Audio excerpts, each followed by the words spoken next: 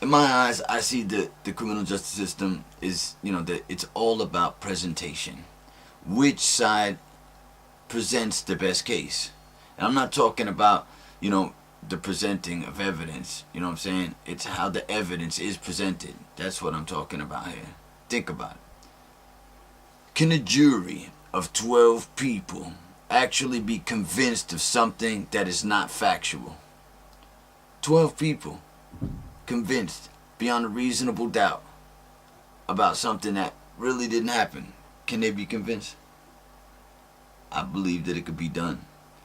Just as easily as one of those showmercials, can convince thousands of gullible people into buying their ridiculous products. Making the people believe that the product is superior and that they're getting a deal when the fact is they're getting a piece of shit, that's not worth a fraction of what they paid for it. It's also like falling victim to one of those, slick phone solicitors. You know what I'm saying? Same thing. People get fooled, especially ignorant ones. Now I ain't saying that all jurors are ignorant, but what I am saying is that most jurors are ignorant to court proceedings. I'm not. And that's why I'm exempt from ever being a juror. As a matter of fact, I think my entire family is exempt from serving jury duty. I'm not saying that all cases are fraudulent, and I'm not saying that all prosecutors are crooked. Just 99.99% of them.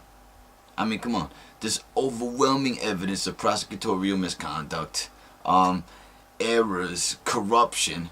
I mean, there's just plenty of evidence, enough to raise reasonable doubt that our criminal justice system can run on pure honesty, on pure true-to-life facts. There's overwhelming evidence to prove the opposite. See, prosecutors will move forward on cases regardless of fact. You know what I'm saying? For a number of reasons. Number one being, like I said, it's all about the convictions. Number two is some defendants may have prior convictions. In this case, the prosecutor starts to convince themselves that a defendant is guilty, opening up a way to prosecute without chances of feeling guilty at all. In other words, innocent or guilty, they won't lose no sleep. You know what I'm saying? As a matter of fact, they'll go as far as feeling good, feeling that they did the public a good service. They got a criminal off the street. You know what I'm saying? That's another reason why prosecutors, will move forward with the case regardless of the facts. You know what I'm saying? They start to get this tunnel vision. It's said that if you look for bad in someone or in a situation, you surely will find it. As a matter of fact, the more attention, the more focus you put on looking for bad or wrong, the more you will find. I mean, the same goes for the opposite, you know what I'm saying, in anybody.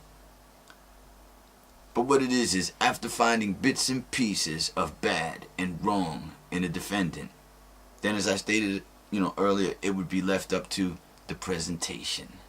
Who puts on the better show? You know what I'm saying? Who writes the better script? Who executes the best performance? Like boxers training for a championship fight. You know what I mean? But of course, the prosecution has the better, the better facilities, the better coaches, the better everything. They have everything at their disposal. You know what I'm saying? The defense is always the underdog. Now, can the defense win? Sure, you can win sometimes, but the odds are against you. It's like gambling in Atlantic City or Vegas, man. You know what I'm saying? The odds are always with the house. They're always with the house. Let me tell you,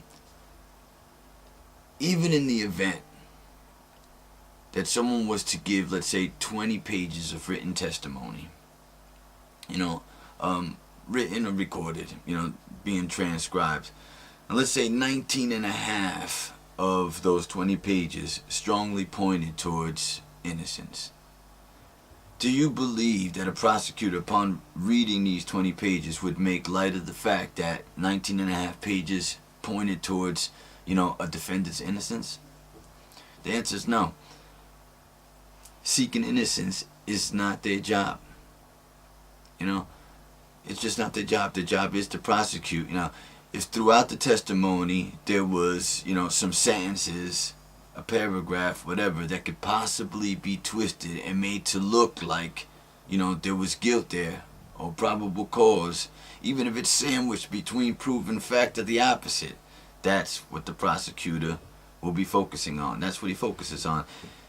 They will make questions that illuminate any circumstantial evidence based on these findings. That's what they'll do. They'll base their questions that'll make everything seem, you know, likely, like guilt is likely. It's like performing an optical illusion, you know? Have you ever been taken by an optical illusion?